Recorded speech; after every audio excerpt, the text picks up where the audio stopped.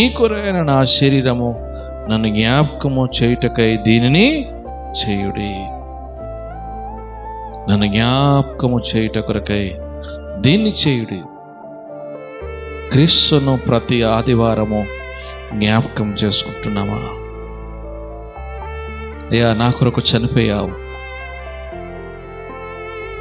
తిరిగి లేచినావని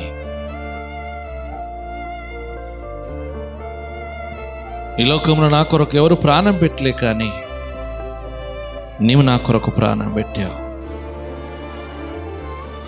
అని జ్ఞాపకం చేసుకుంటున్నామా?